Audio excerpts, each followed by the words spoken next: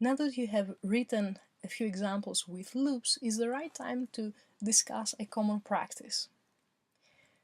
As we've mentioned before, the for loop is used when we know how many times we're going to need to loop, how many times we're going to repeat executing a particular set of statements.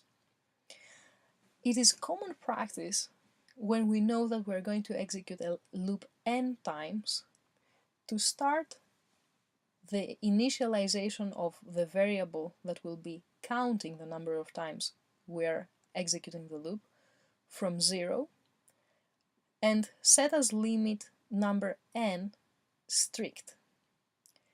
In more detail, take a look at the statement on the slide. It says I becomes equal to 0. This is the initialization statement.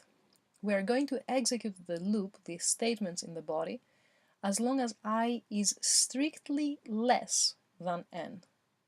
And at every iteration, at the end of every iteration, we're going to increase the counter, I. Make sure that you do have I strictly less than n and not less or equal to n, because that will result into executing the loop once more, which is not what we want. It will execute n plus 1 times. Now, if we want to execute statements n times, it doesn't really matter what the beginning value will be and what the end value will be, right? We can start from 5 and end the loop at n plus 5. Why do we say that it is a common practice to start from 0 and go up to n? This mainly comes from the fact that strings are indexed starting from position 0.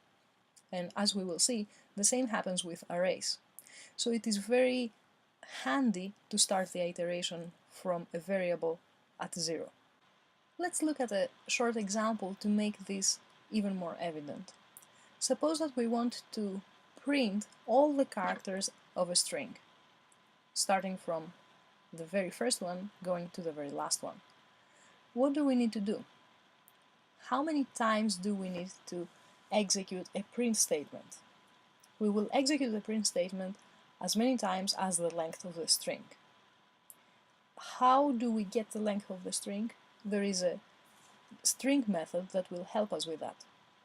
So if we start counting from 0 and have as a strict limit the length of the string, as you can see on the code, then we can easily print the characters by using that same I variable. Because I will start having the index of the very first character, 0, and it will have at the very end the index of the very last character, which will be s.length minus 1. It is therefore handy to start counting from 0 and going up to strictly less than the length.